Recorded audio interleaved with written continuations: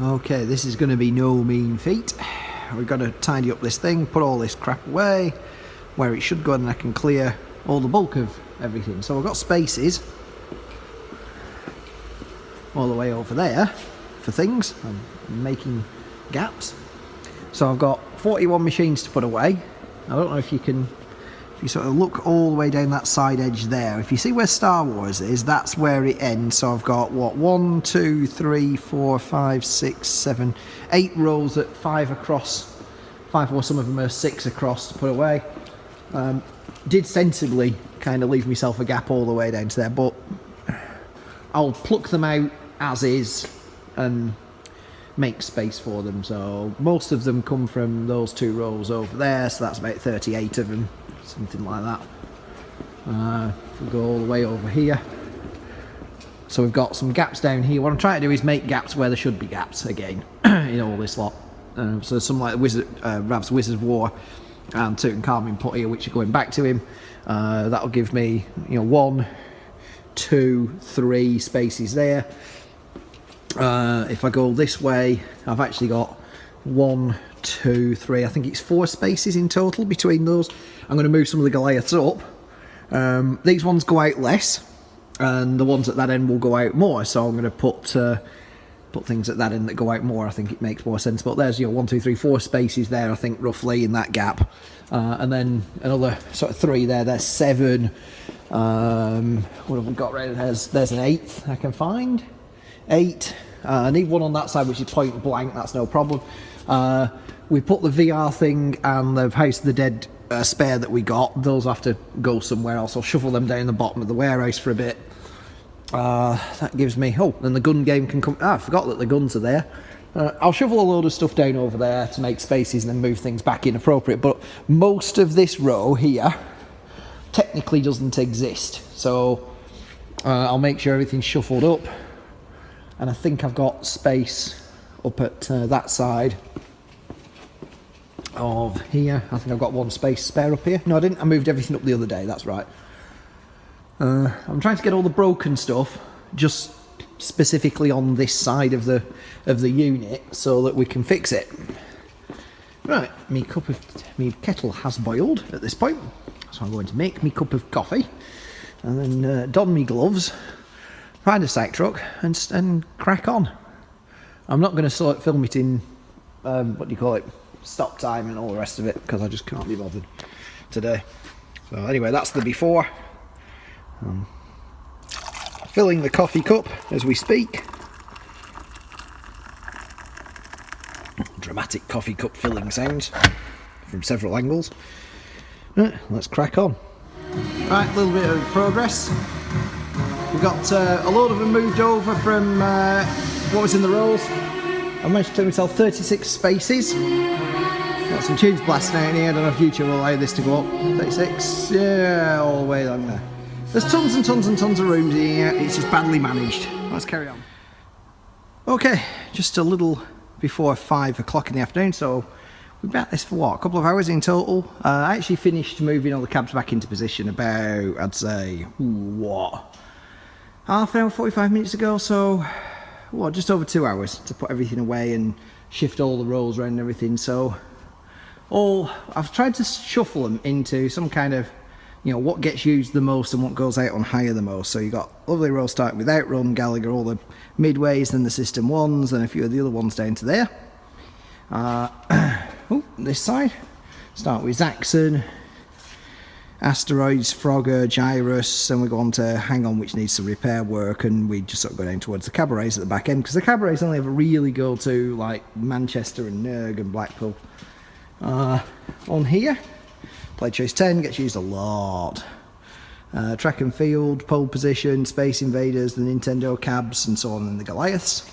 This side, Gorf doesn't really get that much, but it's got wheels on, it's got decent wheels, so I thought if I stick that on the end, somebody needs to move it to make a space, it's going to be easy enough to just slide out of the way whilst we get through. Dig Dug, Battlezone, Gauntlet, Upright 2-player, tubing, and then all the bigger gun type stuff that we don't like. Well, I can't say we don't like, it's awkward to move, and people don't realise it's not designed to be moved across large wobbly areas because it falls over. So, you know, flat means, you know, this kind of flat, not cobbles. Spine's cockpit needs board repair. Time Crashes 2, very popular. Super off-road, people keep trying to buy it off me. Point Blank, hugely popular everywhere. 18-wheeler, Crazy Taxi. If anybody's got a topper for 18-wheeler, I'm interested. Give me a shout. Gap there for a couple of last ones to go away in. And then we get down to Sega Rally, and the big stuff is all hidden behind there. So what I've got now is I've managed to pull apart all the container stuff, and I've got some machines that have got to be worked on and some that are going to be dispatched next week. And then this side here is some I'm going to do some work on right now. Got a couple of power conversions. Martin the delivery man's coming tomorrow. He's going to pick up all that lot down there. And I've got about 4 to go for one customer, including that very nice Popeye that Anthony redid, which you'll see a different video about. And then, and that's a Mario Brothers wide body, which unfortunately, not really that nice when it was sold, I don't think. Kind of trying to walk apart at the seams. So Ant's going to do some work on that next week when he comes back off holiday, and just strengthen that up before the customer takes it, and then with an asteroid there as well. Right, well, that's it. Going to get on with the...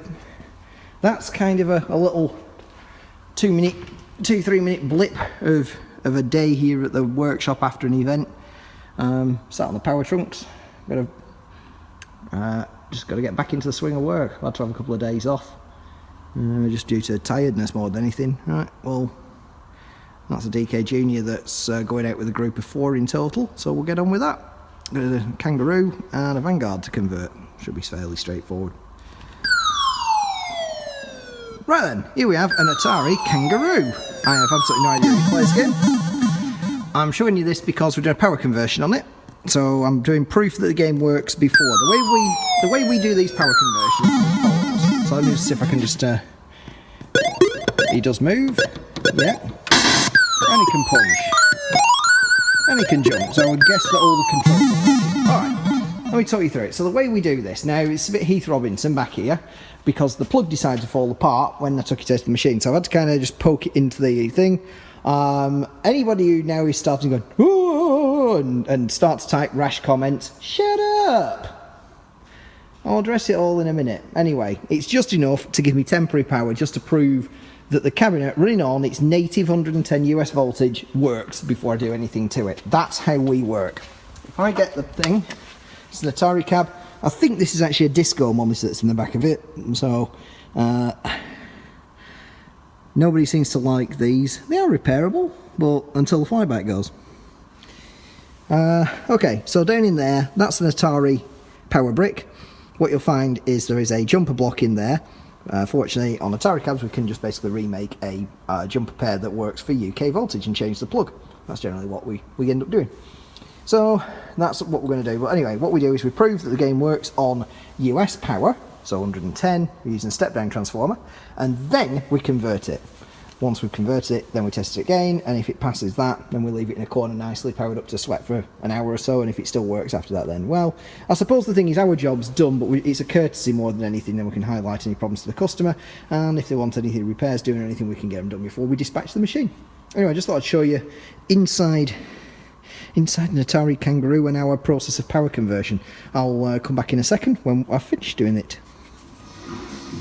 Stage 1 is now done. I've made, so that's the one that was in the machine, that's Atari's jumper block, which is for 110 volts, and then I've made a brand new one, which is for 240. You can get all this out of the manual. This is what I call the weird-ass Atari connector. I've never known what it's actually called. It's some kind of Molex with like a triangular shape on one end of it, and basically it's 1 to 8, 3 to 4 and 9 to 7, which creates the correct jumper block for the transformer. Now, how I do the next step of this now is I will convert the power cable to have a UK plug on the end of it, and then I will put this in. I will disconnect everything else from inside the machine, and I will do a voltage check at the services socket to make sure I've got the correct voltage there. If I've got the correct voltage at the services socket for the marquee and stuff, then I know the rest of the game's going to work. So that's what I'm going to do next. Okay, we've got a nice new plug on it, and we've got 122 volts at the services socket, which is good. So I've disconnected the output to the AR2, and I've disconnected the marquee, and I'm reading the voltage there at that services socket which powers the marquee, and I've got 122 volts AC, which is exactly what I expect to have there. That means I've done the job right, so I can plug everything back in and it should boot up as a 120 volt, you know, well, standard, yeah, you know what I'm talking about. Mains powered for UK voltage. This is unfortunately the only way to do it, and this is the exact prescribed way for Atari. So the marquee light is still 240.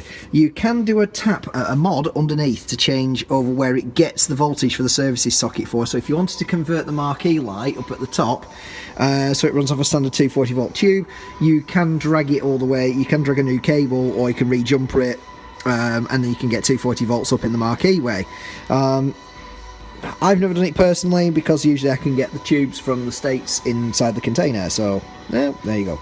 Right, let's plug the last bit in and make it work. And there it is, there's his Kangaroo. Yay! Oh, we'll have earth continuity all the way through. We'll test that with a quick pat test in a second, but there we go. Right, that's one done.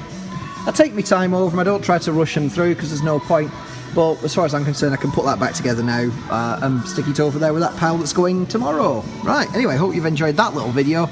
I have got a Vanguard and a nice cold beer as well to do. Ice cold beer. Right, anyway, I'm going to crack on with those because I want to get out of here sometime tonight. My friend is coming to drop off a bunch of PA gear I lent him over last weekend for a gig he was doing. Some CDJ 2000s and a couple of turntables and everything. So, right, that's it for a Kangaroo video. Kangaroo, garoo, garoo.